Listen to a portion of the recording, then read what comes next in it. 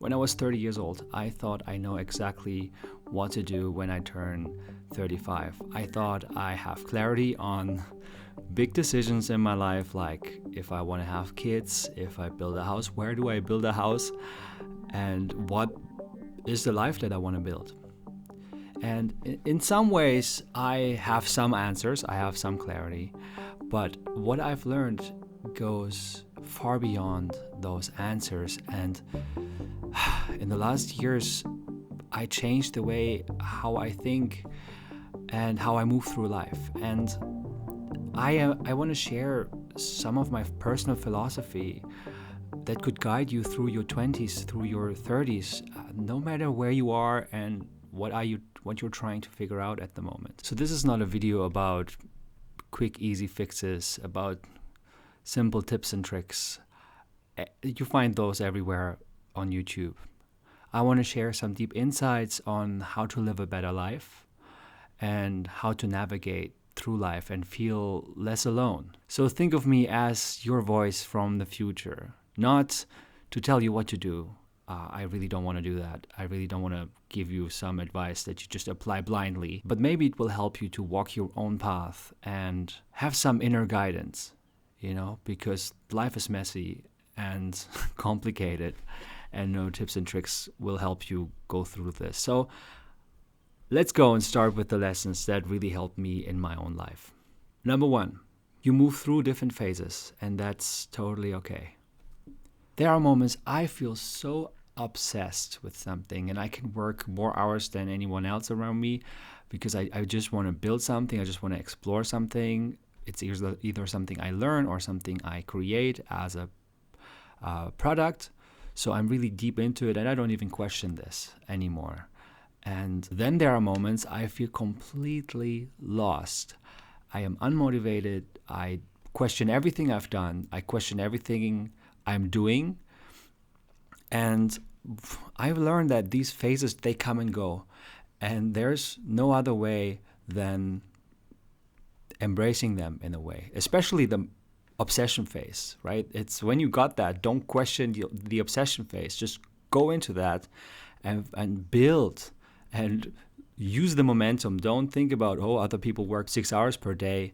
You have your own pace. And if you're obsessed, then use that energy, use that momentum forward. And when you're lost, then you need a fallback. You will not be able to maintain everything that you did when you were obsessed. You will need something that keeps you going, like a minimum viable effort, right? Let's take the example of social media. I might be very obsessed about a certain platform I'm on, and I just want to produce. So I do that, and I might produce, 6-7 posts, short form posts per week.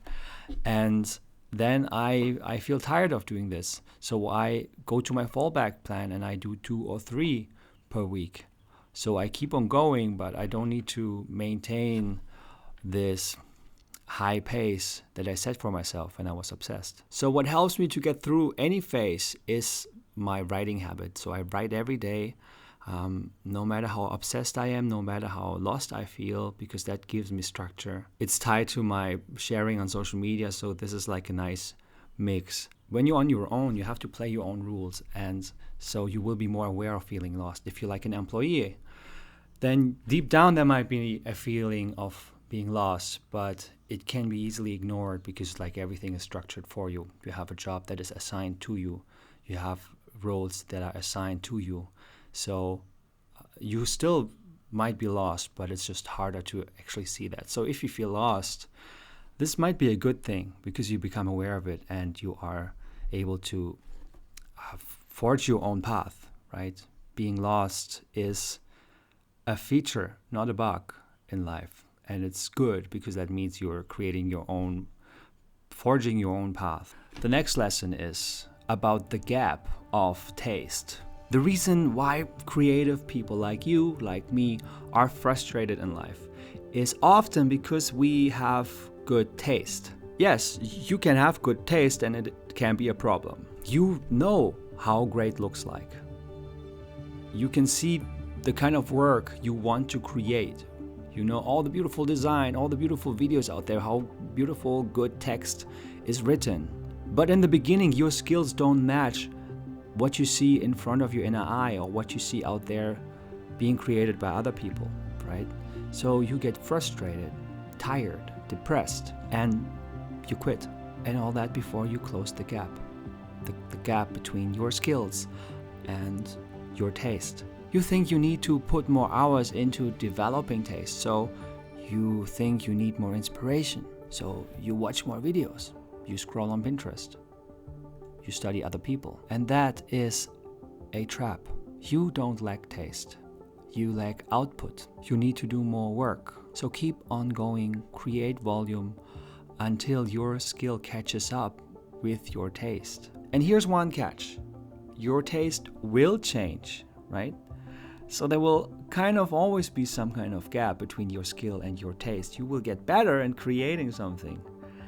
And then you develop a new taste and you will see something else in front of you that seems to be like something you can't reach. And that's part of it. So embrace the gap and put in the work to close the gap again and again. Okay, lesson number 3. It's be careful with advice, right? So this might seem weird because I'm sitting here giving advice, or, well, I call it lessons for myself. So I don't say advice is a bad thing. The internet is full with frameworks we can watch and learn from, blueprints to make money and systems to be productive, and all that stuff is super valuable.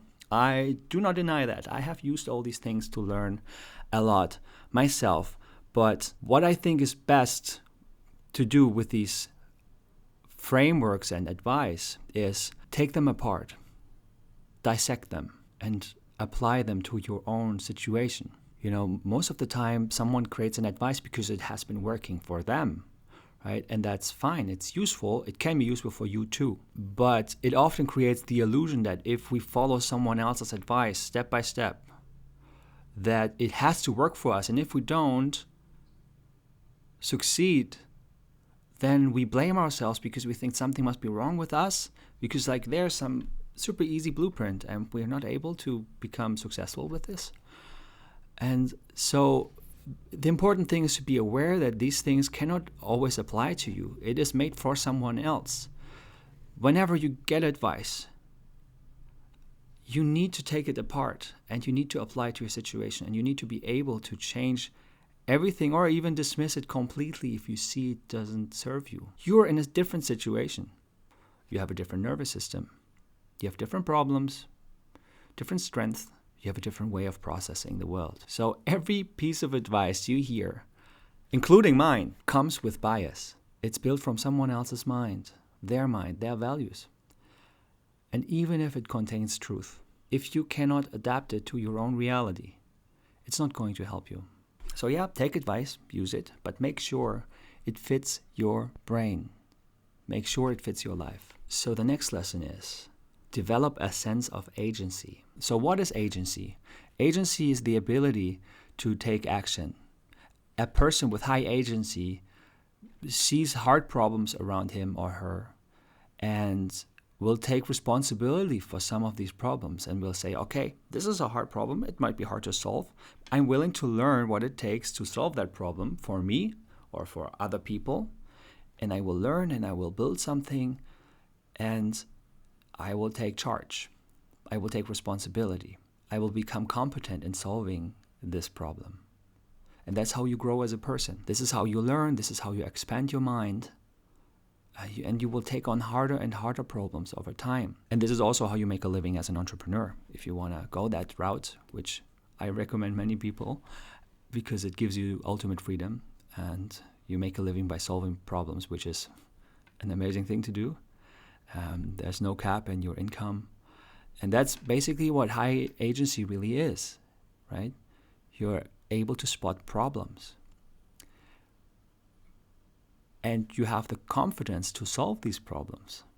So you can take action and you grow with them, and your confidence will also grow with every problem you solve, which increases your agency. And of course, part of agency is being able to take the risk, taking the risk in order to reap the benefits, right? Try and fail again, and try, and eventually you succeed. The beautiful thing here is that you're not just chasing money, but by solving problems, you are creating value.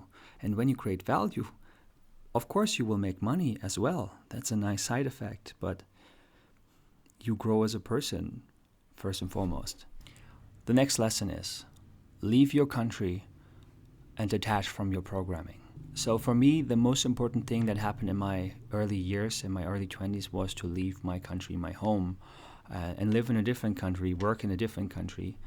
And this helped me to see things completely from a new perspective. It helped me to grow up before I even started studying. And then I did it again after I've been in the work world for a while, and I moved to Indonesia.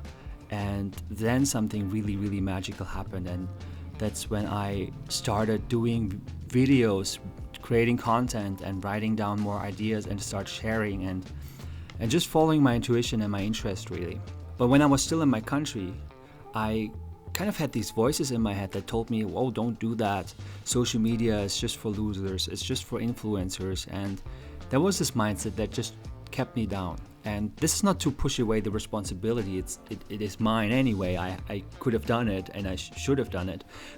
But it was easier to leave behind all this kind of thinking, the mindset that is prevalent in my country. Like, it's more keep your head down, don't take too many risks. You don't even realize how much you're being steered by the people around you, your parents, your peers, your colleagues.